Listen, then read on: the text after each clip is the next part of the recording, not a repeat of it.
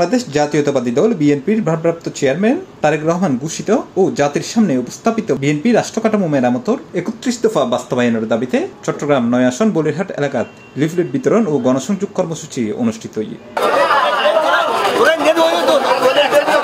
এই কর্মসূচির নেতৃত্ব দিয়ে চট্টগ্রাম দক্ষিণ জেলা বিএনপির সাবেক আহ্বায়ক ও চট্টগ্রাম মহানগর বিএনপির সাবেক সিনিয়র সহসভাপতি মোহাম্মদ আবু সুফিয়ান। ধরনায় দুইবার একাদশ সংসদ এবং পরবর্তীতে বা উপনির্বাচন আটত গজিলাম।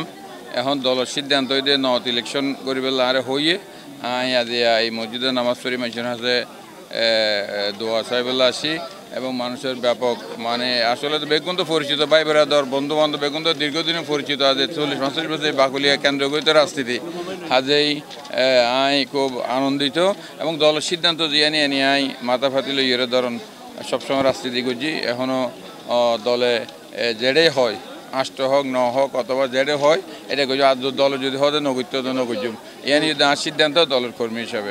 এ সময় দলীয় নেতাকর্মী লই তিনি জনসংযোগের মাধ্যমে স্থানীয় ব্যবসায়ী দোয়ানদার ও সাধারণ মানুষের হাতে হাতে বিএনপির রাষ্ট্র মেরামতের ৩১ দফা লিফলেট তুলে দেয়।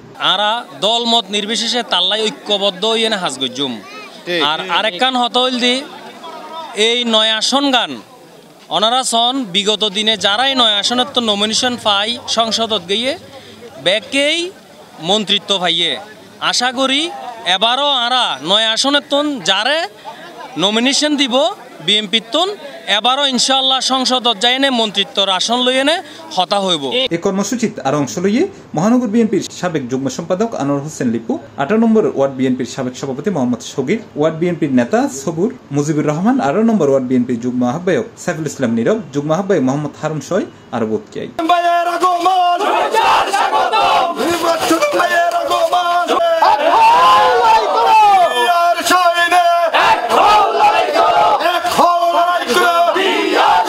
C+ TV Chittagong.